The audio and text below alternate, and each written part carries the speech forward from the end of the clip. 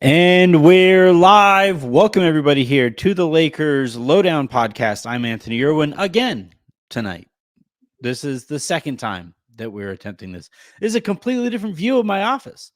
Normally, you're looking at that thing. This time, you're looking at a mess.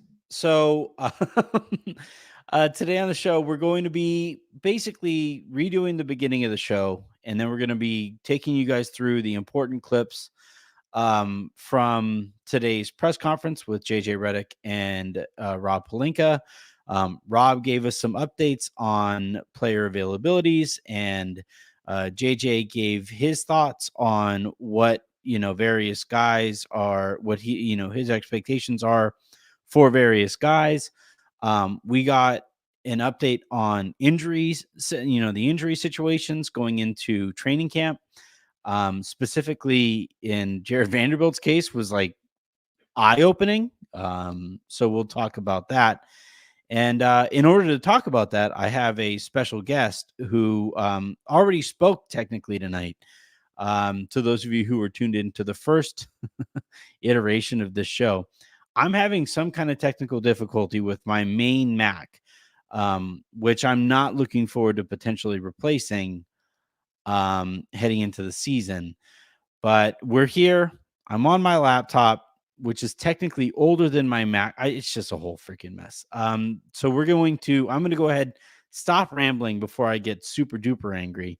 I'm going to throw you guys to the beginning of the show. A quick reminder, please do hit that subscribe button wherever it is that you get your podcasts. If you guys are watching live on YouTube, hit that like and subscribe button as well. If you guys are watching on Twitter, head on over to youtube.com/@LakersLounge is where you can find the show there. And then if you guys are listening in the morning to the podcast form, please hit subscribe wherever it is that you get your podcasts, and we can help this thing grow. Also, you know what? Tell friends about the show. Tell them that, tell your friends that you love the show. Tell your enemies that you hate it. And we'll go ahead and get going. So without any further ado, here's the swoosh noise. So like I said, JJ Redick and Rob Pelinka were, they sat and spoke with media before Media Day. Media Day, I believe, is Monday. The Lakers emailed me personally to say that. The first clip that I'm going to play is going to be Rob Pelinka speaking about the various injury situations. Dan Wojcicki of the LA Times asked about it. Hilariously, Rob Pelinka, like the rest of us, forgot that Jalen Hood-Schifino exists. But he did provide a fascinating update that says a lot about the entirety of the Lakers' approach to all of this stuff, having to do with Jared Vanderbilt. But here's the clip in its entirety. Yeah, I think you brought up a number of players. Gabe Vincent and Rui are both clear for camp, so no issues there. In terms of Vando, this offseason he did have 2 procedures, one on each of his feet. The procedures were highly successful, and he's on a return-to-play program that so far has been lockstep and very promising. Led by our new director of performance, Dr. Leroy Sims, and his team. They've been doing a great job, and we have a lot of optimism that when the real games start, he'll be available. Now, between now and then, there's still about a month, and there's a lot of ramp-up steps that need to go well, and so hopefully there won't be setbacks. But so far, very promising, and we're grateful that he has the issues in his feet behind him, and it's just now a matter of getting fully ramped up and ready to be cleared. Christian Wood, on the same knee, had surgery on last season. He did have a separate cleanup surgery that went well, performed by Dr. Chris Jones at UCLA Health, and he'll be reevaluated in 6 weeks and is progressing well. Jalen? Jalen's cleared. It would have been great if when Dan was like, Jalen, and then Rob goes, Jalen who?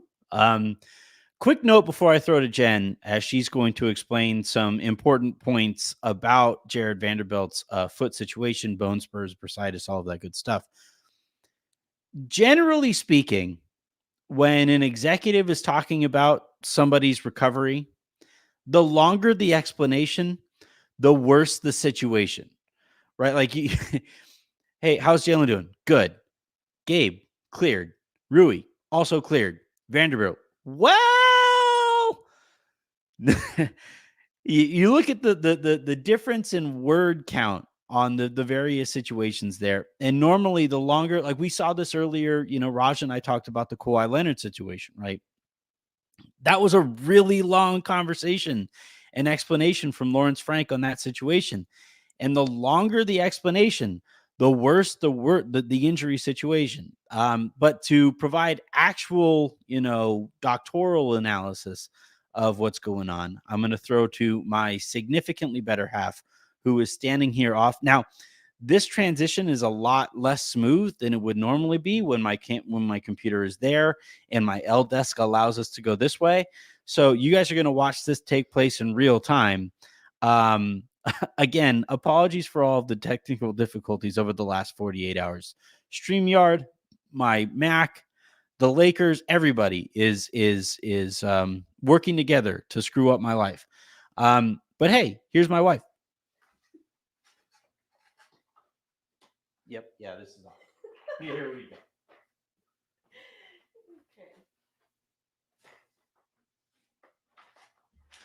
All right. Hello, everyone, again.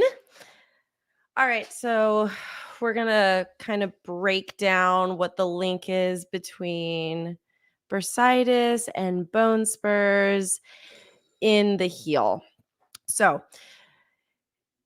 the bursa is, I'll explain what that is first. So the bursa is this fluid-filled sac, and what a bursa acts as it acts as a cushion that helps to prevent friction between a tendon and a bone. And your Achilles tendon attaches to your heel, and where it attaches, there is a bursa in there. In sports like basketball, where there is a lot of repetitive jumping and there's a lot of sprinting, that Achilles tendon pulls a lot on that bone. And what happens is it can actually create bone spurs. Bone spurs are added calcium deposits on bone. They look like little pebbles on an x-ray. And what happens is as those bone spurs start to form, they actually rub up against the bursa, and that can cause the bursa to become inflamed, swollen, and really painful. Normally, in people who are not professional athletes, surgery is kind of the last option for bone spurs. However, in professional athletes, they will go down the surgical route. And the way that they do that is they just go in and they shave those bone spurs down to help reduce the friction and the rubbing up against that bursa, and hopefully help reduce the inflammation and reduce the pain with playing their sport. Now, the recovery time from surgery, I mean, you ask anybody, any PT out there, they're always going to throw 4 to 6 weeks at you. With bone spurs, if they go in and they just shave it down, you actually can look at a quicker recovery time, hopefully around 3 weeks. The chances of this surgery being successful is always kind of a coin toss. And the reason for that is you're going to go in, you're going to shave those bone spurs down, but the problem is that the athlete is still going to go back to doing the same thing that caused the bone spurs in the first place. So your hope is that those bone spurs just don't return, and you're not going to go down that same route of developing bursitis and being in chronic pain. And then hopefully, I mean, surgery probably wouldn't be an option again if it came back the second time. Is there anything else you wanted me to address? Length of time from on the surgery, like recovery from the surgery. Yeah. So typically around 3 weeks. 3 weeks? Yeah. So if he got it done right after the season ended back in April, why would there be question about whether or not he would be available for the beginning of the season? Because he's going back to the same activity that was causing the issue in the first place. So these a patient who goes in and gets these bone spurs shaved down, they're walking almost the same day, the next day, maybe. I mean, it depends on the surgeon, but he's still going back to a very high performance, high power sport. So that same activity that was causing the bone spurs, he's just going right back to it. And those burns, the probability of those bone spurs coming back and that inflammation, it's very high.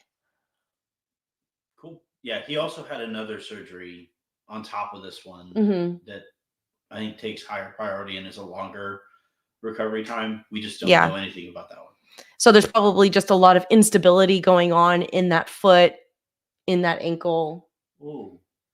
So do you think it's no, never mind. Good? Right, we're good. Okay. Thanks, everyone. Hi, everyone. And switch.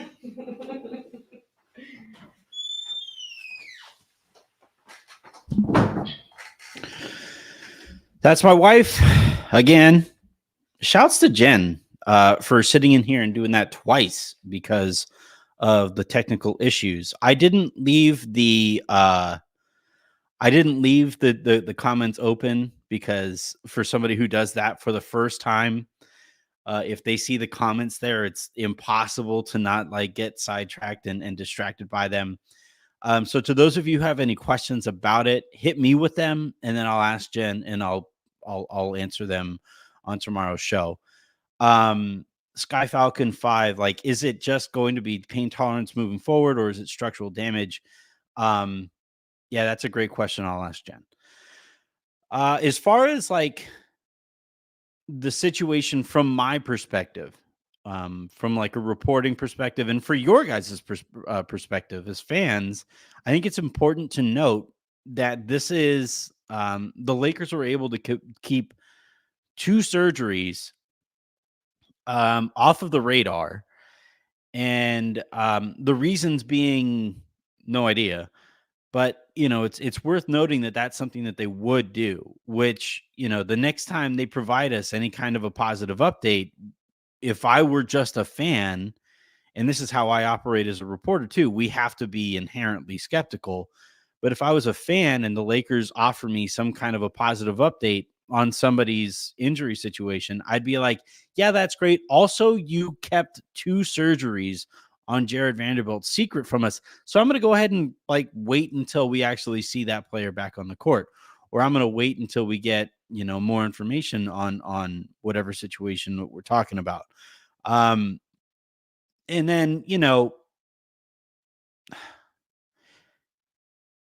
for Vando specifically, he did have some issues coming into the league, according to John Krasinski, who covered him in Minnesota.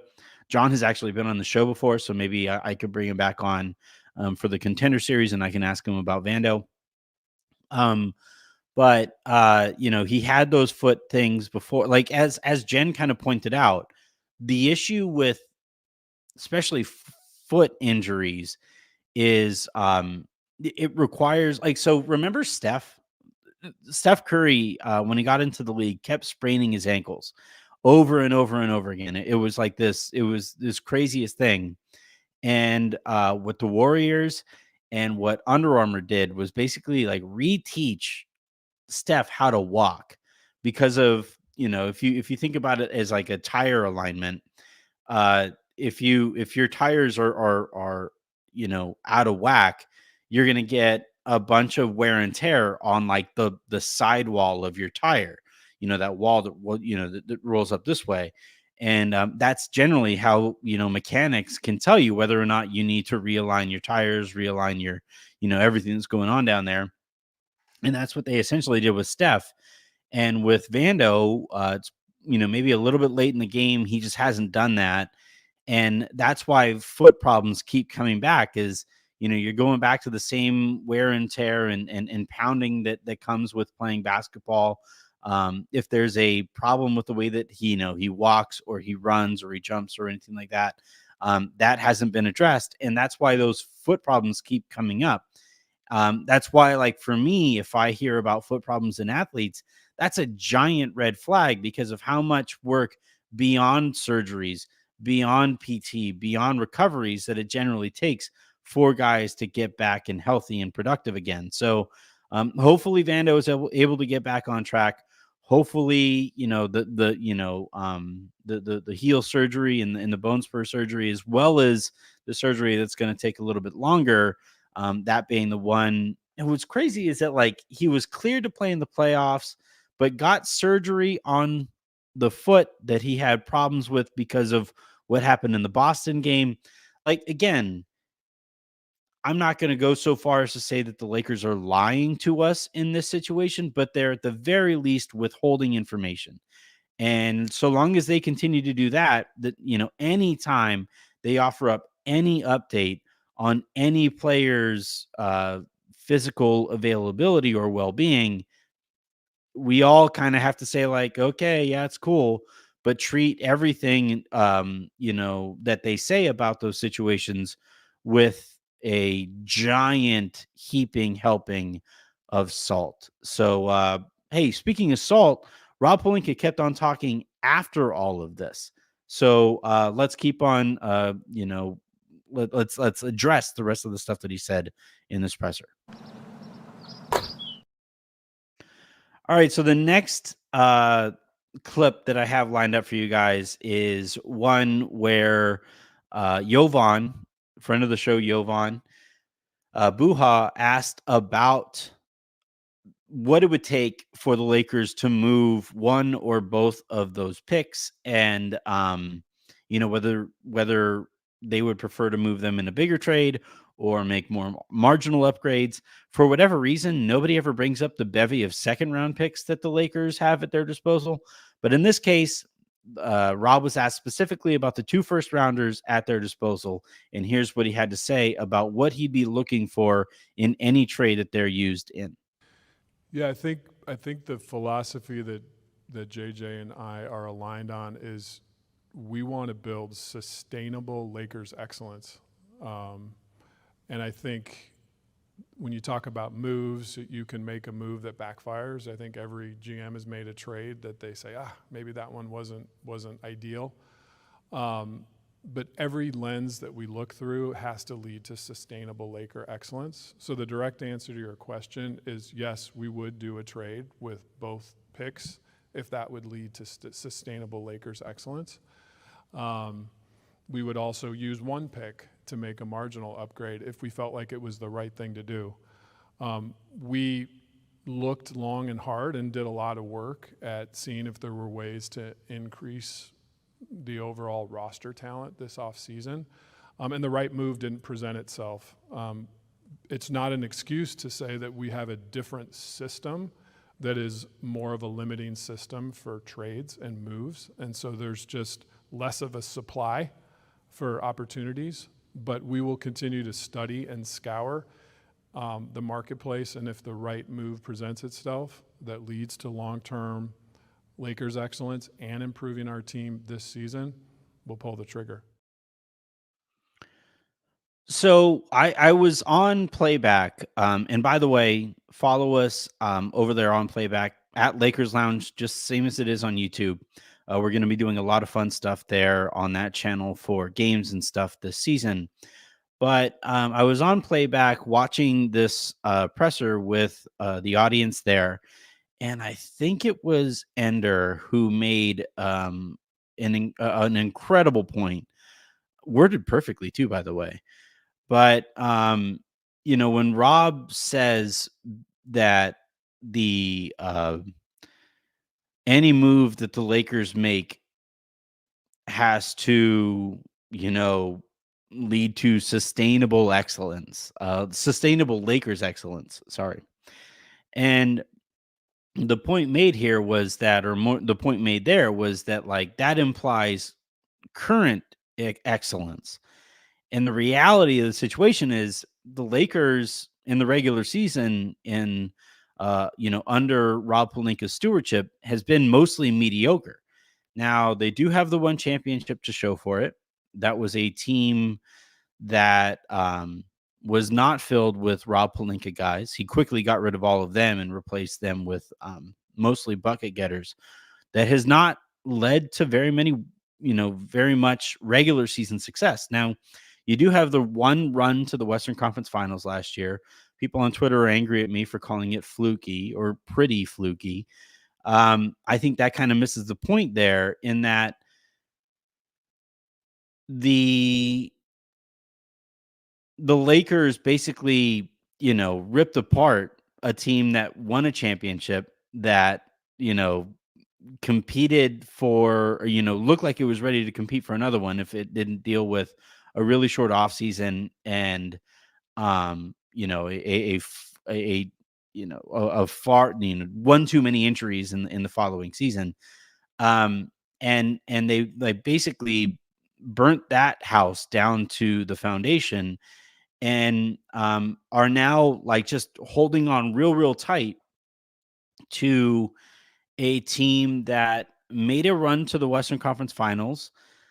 It should be pointed out, and this is what I pointed out on Twitter, that the Warriors team that they beat had Jordan Poole, who was about to get shipped off to Washington.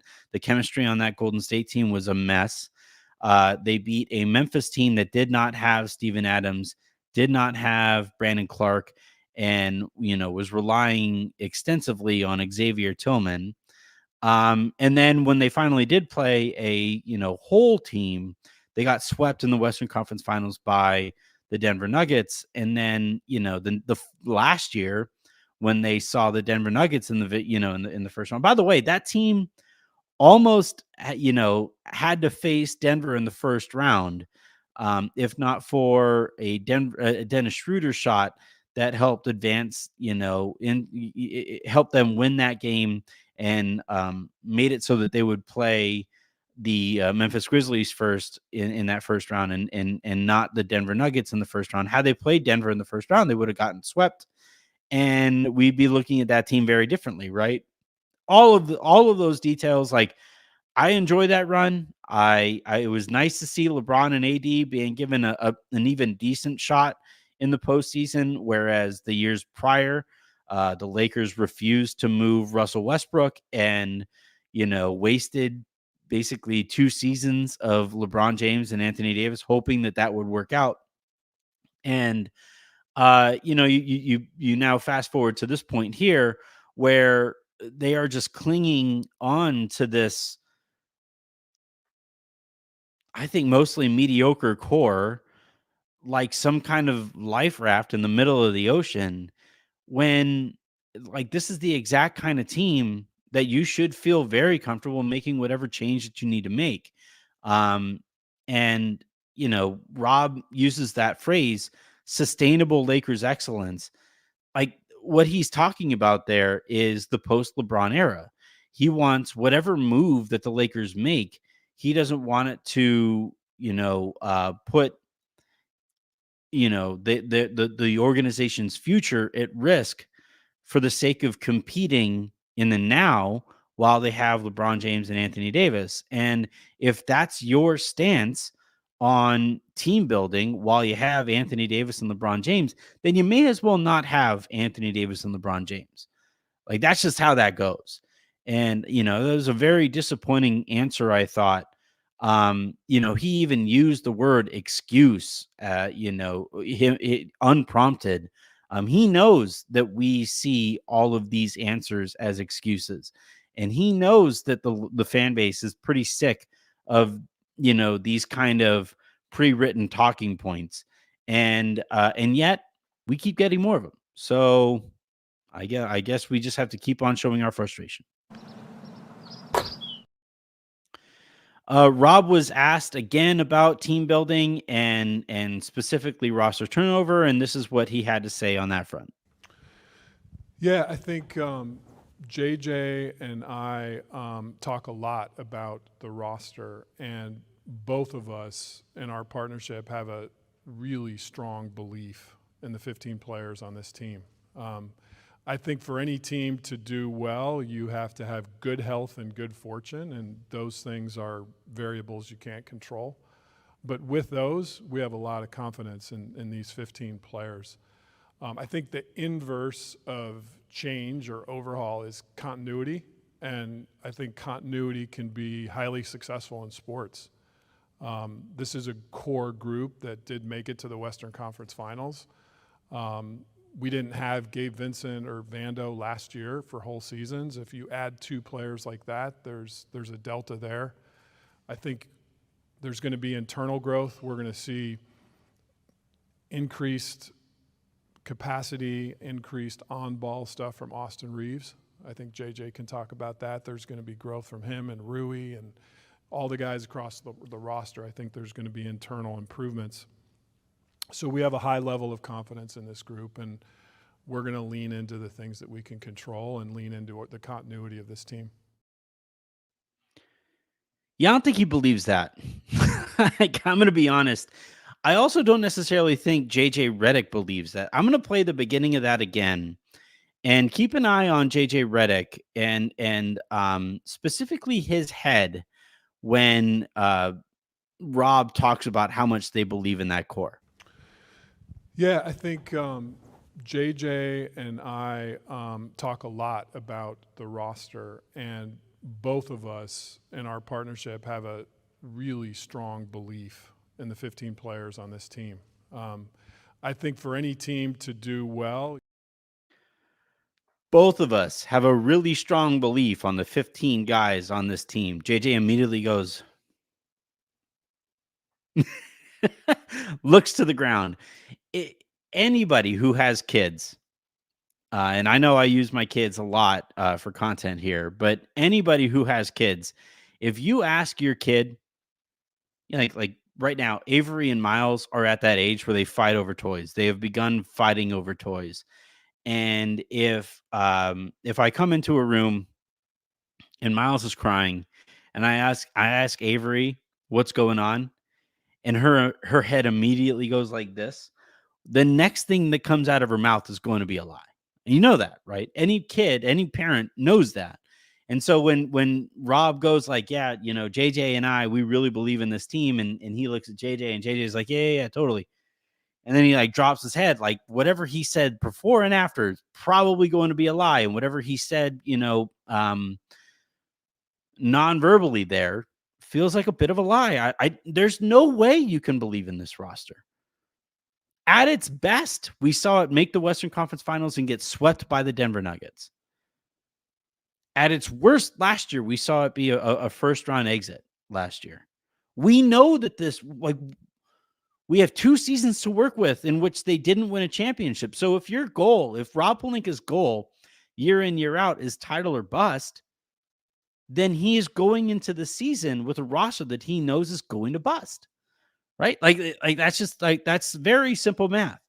And we can talk about like the value of continuity. He's preaching continuity with a brand new coach sitting right next to him.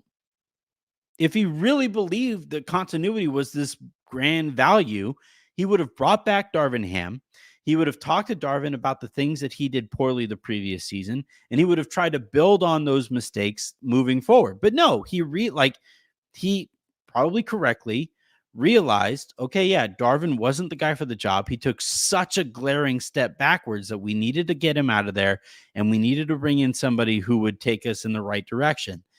So, like, clearly, there are extents to which continuity is going to benefit you, or you're going to benefit from continuity.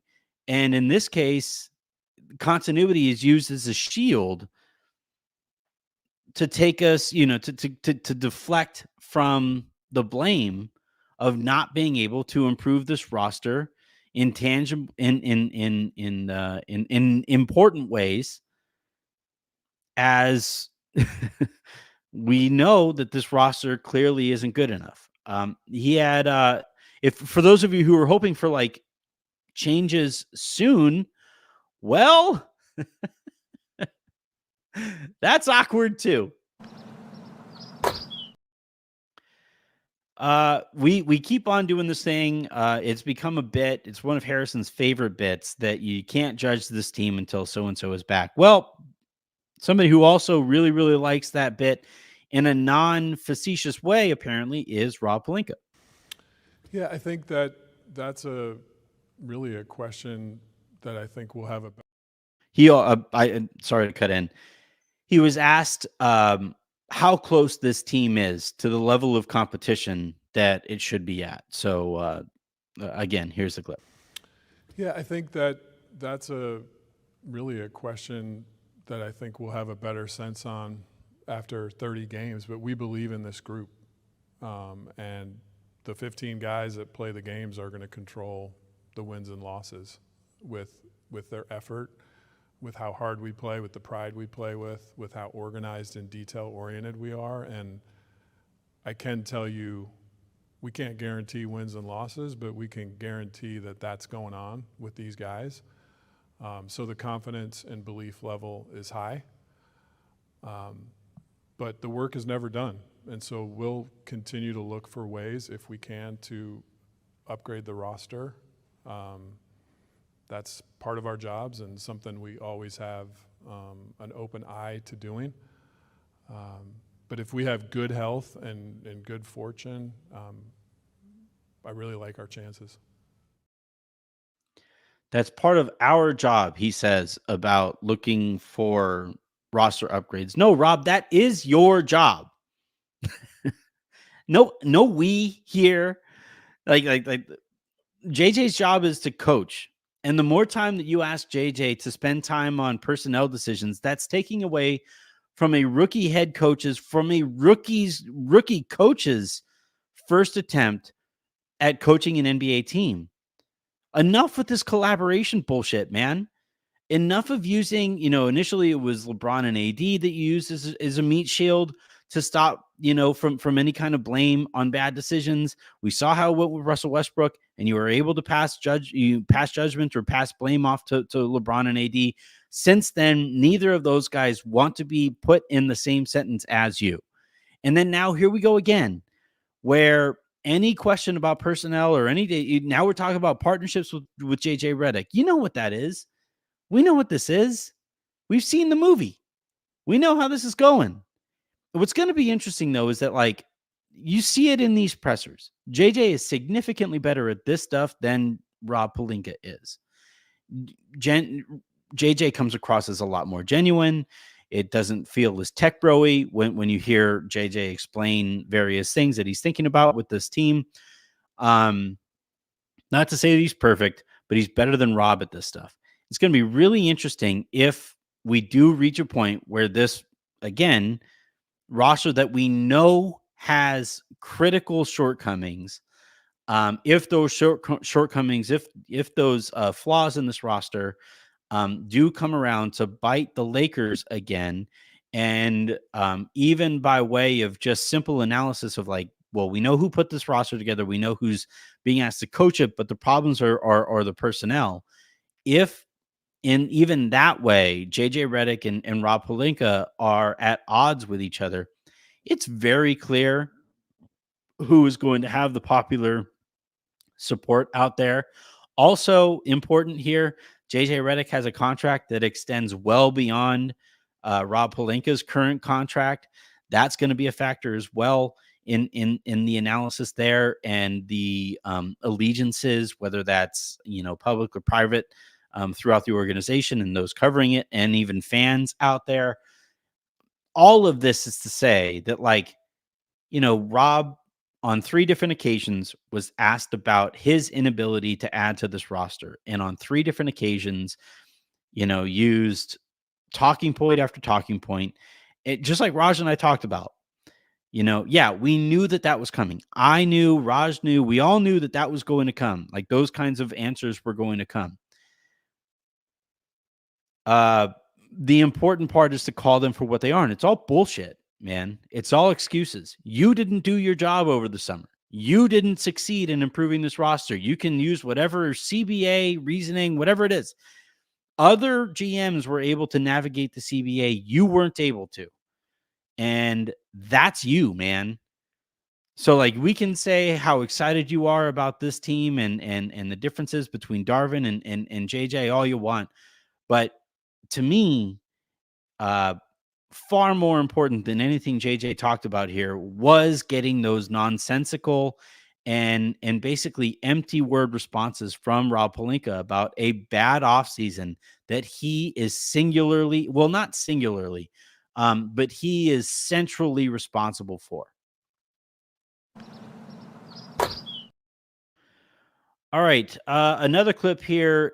This was kind of funny. So over the course, like one of the things that you notice, and really quick before I even get to this clip, I'm going to kind of sum up JJ's kind of talking points here. For one thing, he's really excited, obviously. Um, did talk about the starting lineup and what he's looking forward to there, and the tweaks that he's going to make in approach in his approach to that starting lineup, not personnel wise, obviously, but in terms of like application of the lineup. He does want Rui to be more active off of the ball and specifically in offensive rebounding. He wants everybody to be more active in offensive rebounding. He wants Austin to be on the ball more. He's really looking forward to what Max Christie can do in a 3-and-D shooting guard role. He basically, even Jalen Hood-Schifino found himself mentioned. Almost everybody was mentioned unprompted at various points in this press conference. Who wasn't, though, was D'Angelo Russell. Dan Wojcicki noticed that over the course of the presser, asked about D'Angelo Russell, and we got this response from JJ. Talked about D'Lo at all today. Led the team in three-point attempts. I know that's a thing that you'd like to see that team's number rise. How does he fit into kind of your vision for the style of basketball this team is going to play this season? Yeah, I mean, I'd say throughout the summer, he was probably the guy that I talked to the most of anyone on the roster. We had a number of conversations during free agency and throughout July and August, and like he's going to have a major role on this team. I think the thing that D'Lo and I have talked about a lot is just like let's put you in a position to have a career year.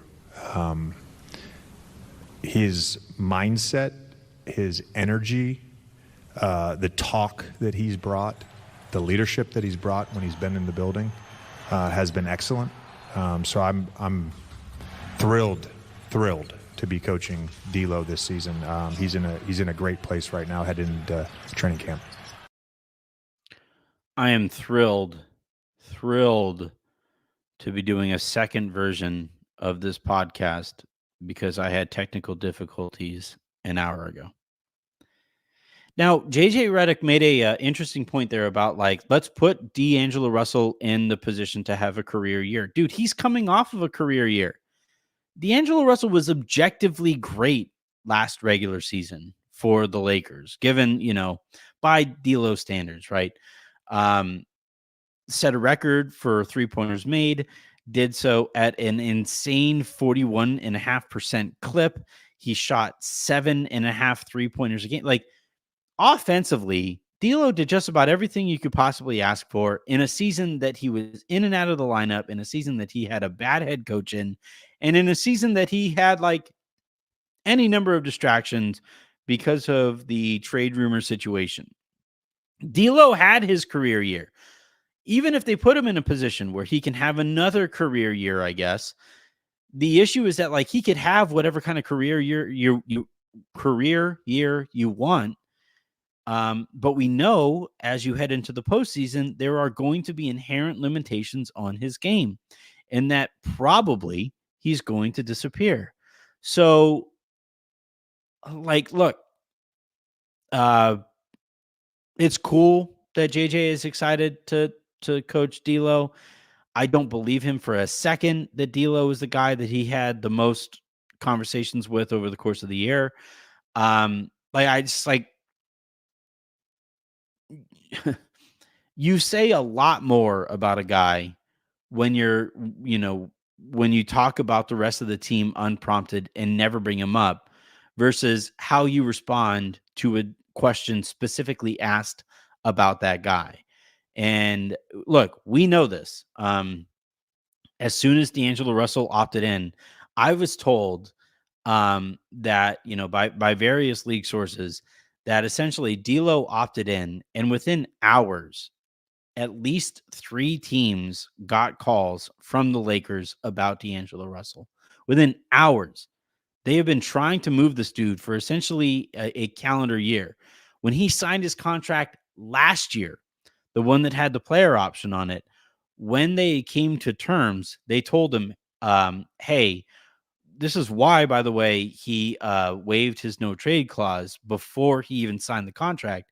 But they came to terms on the contract, called around the league to see what they could possibly get for D'Lo with that contract in place in a sign and trade situation.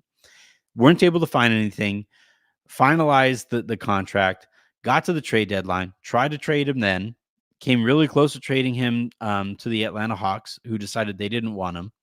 They didn't want to attach any extra draft capital to D'Angelo Russell to move him. So he winds up finishing the season with the Lakers. And then he goes into this season, and the reason that the Lakers were like hesitant to have like full on trade conversations about D'Lo is because he had that player option. And then once they started getting the sense that maybe he would opt in, they started kind of informal conversations or casual conversations with other teams around the league about what what they would be interested in sending back for D'Lo, and say a first or not a first, whatever. And then finish the offseason with him on this roster. And guess what's going to be taking place as soon as he's eligible to be traded again? They're going to start making calls again to try to move him. So, like, this is why I've been like a proponent of bringing him off of the bench. I do think, objectively speaking, I do think it makes the most sense to give that core 5 an opportunity to play together and see how that group looks together, and maybe uplift D'Lo's trade value around the league in a season where he doesn't have a player option going into the summer. We'll see how that plays out. But all of this, like, again, like, this is how you can tell JJ's been spending plenty of time around Rob. He became a really good liar. Not a really good liar, because we could all see through all that stuff. Not a single person. Again, I was live on the Lakers Lounge playback room, and not a single person who was watching that press conference and commenting back and forth with me during it believed for a second anything that JJ Redick said about D'Angelo Russell. Nobody. And why would they? Why would JJ Redick be excited to coach D'Angelo Russell? We know what the situation is there. So anyway, I have no problem with D'Angelo Russell personally. None. I have a problem with him on a basketball court, and I have a problem with him, or I have a problem with my favorite basketball team trying to rely on him going into the postseason. Those are the problems that I have.